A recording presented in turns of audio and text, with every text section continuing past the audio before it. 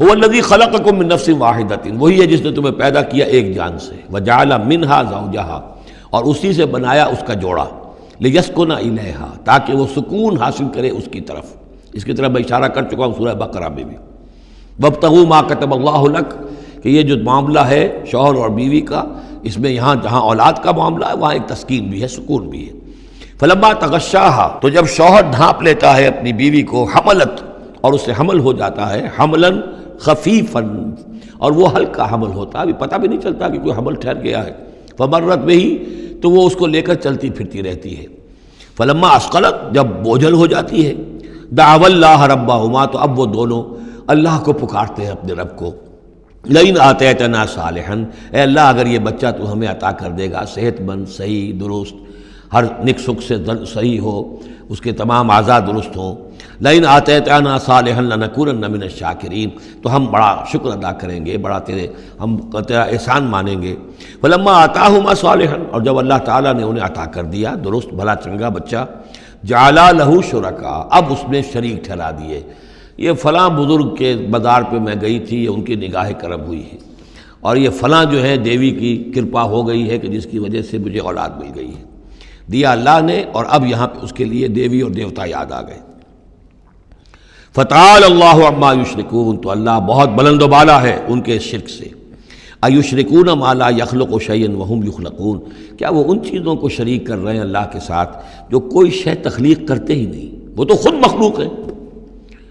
فرشتے ہیں تو مخلوق ہیں، جنات ہیں تو مخلوق ہیں، انبیاء ہیں تو مخلوق ہیں، اولیاء اللہ ہیں تو مخلوق ہیں، یہ تو خود مخلوق ہیں، سب کے سب مخلوق ہیں۔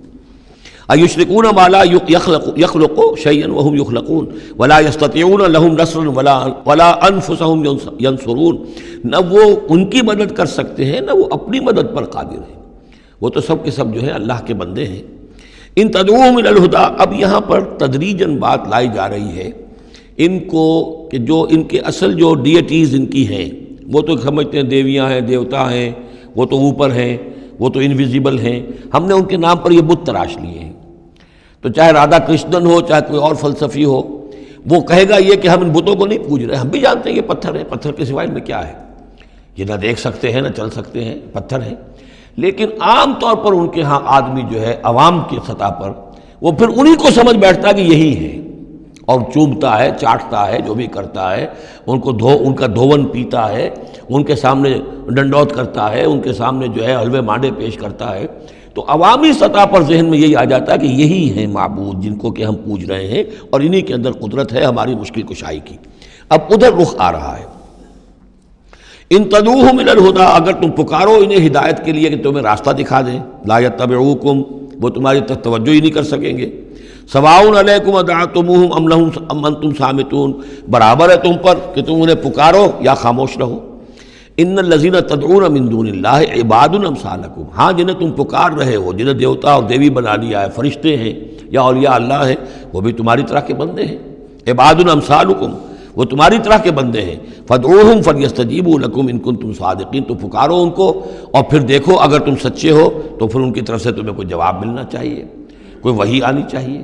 لیکن یہ کہ ہم نے تو انہیں تمہاری اس، بلکہ آئے گا قرآن مجید میں آگے چل کر کہ وہ کہیں گے کہ ہم تو غافل تھے، ہمیں تو پتہ نہیں تھا کہ تم ہمیں پکارتے رہے، ہمیں ہماری دعائی دیتے رہے اور ہم سے مانگتے رہے، یا شیخ عبد القادر جیلانی شیئا للہ، ہمیں کیا پتہ تم نے یہ ہمارے ساتھ حماقتیں کی ہیں، ہمیں تو کوئی معلوم نہیں، تو وہ تو کہیں گے غافل ہیں ہم۔ اب یہاں بتوں کی طرف اشارہ ہو رہا ہے، ام لہم ارجل یمشون بہا، کیا ان کے پاؤں ہیں، تم نے بنا تو دیے پاؤں، کیا چلتے بھی ہیں ان سے؟ ام لہم ایدین یبطشون بہا، ہاتھ بھی تم نے بنا دیے ان کے، لیکن کیا یہ اس سے پکڑ بھی سکتے ہیں؟ ام لہم اعین یبصرون بہا، کیا ان کی آنکھیں ہیں جن سے یہ دیکھتے ہوں؟ ام لہم آذان یسمعون بہا، یا ان کے جو کان ہیں ان سے یہ سنتے ہیں؟ قل ادعوا شرکاءکم، اے نبی اب کہہ دیجئے، اب یہ قول فیصل ہے جیسے حضرت ابراہیم سے کہلوا دیا گیا تھا، انی بریء مما تشرکون، اور تم جو بھی کچھ تمہارے یہ معبود ہیں جو میرا بگاڑنا چاہیں بگاڑ لیں، مجھے کوئی خوف نہیں۔ قل ادعوا شرکاءکم، اے نبی ان سے کہہ دیے پکار لو اپنے سارے شریکوں کو، ثم کیدون، اور پھر میرے خلاف جو چالیں چل سکتے ہو چل لو، جو بھی اقدام کر سکتے ہو کر لو، فلا تنظرون، مجھے کوئی مہلت نہ دو، میں تم سے کوئی درخواست نہیں کرتا کہ میرے ساتھ نرمی کرو، مجھے مہلت دو، جو بگاڑ سکتے ہو بگاڑ لو اپنے سارے معبودوں کو پکار کر۔ ان ولی اللہ الذی نزل الکتاب، میرا ولی، میرا پشت پناہ، میرا مددگار، میرا حمایتی، میرا حفاظت کرنے والا وہ اللہ ہے جس نے یہ کتاب مجھ پر نازل کی ہے۔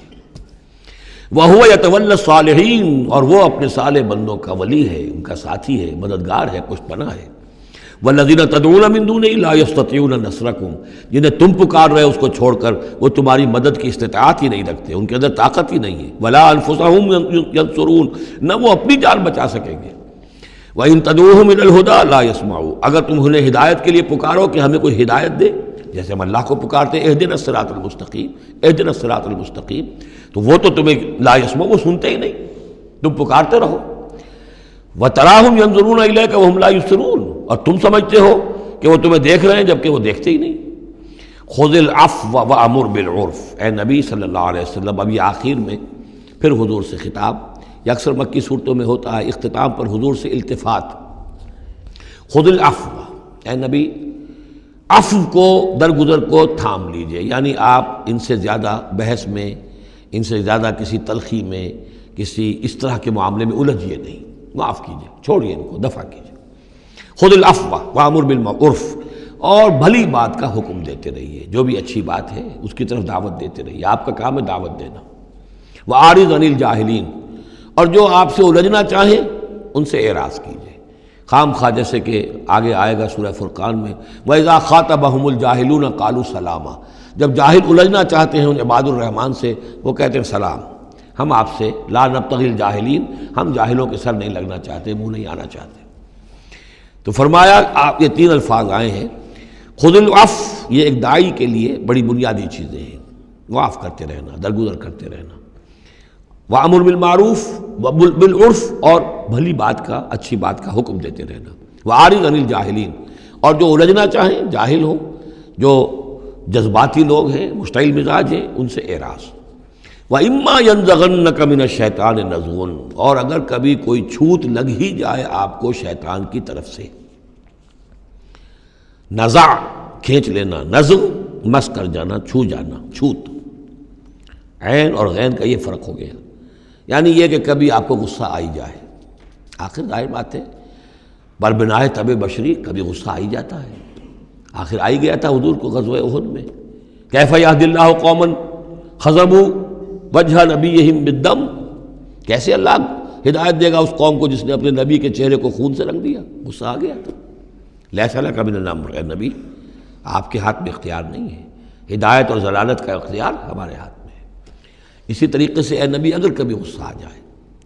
فرمایا وَإِمَّا يَنزَغَنَّكَ مِنَ الشَّيْطَانِ نَزْغٌ فَاسْتَعِذْ بِاللَّهِ، فوراً اللہ کی پناہ طلب کرو، إِنَّهُ سَمِيعٌ عَلِيمٌ۔ اور یہ پھر آگے چل کر حامیم السجدہ میں بھی یہ آیت آئے گی، إِنَّهُ هُوَ السَّمِيعُ الْعَلِيمُ، یقیناً وہی ہے سب کچھ سننے والا اور سب کچھ جاننے والا۔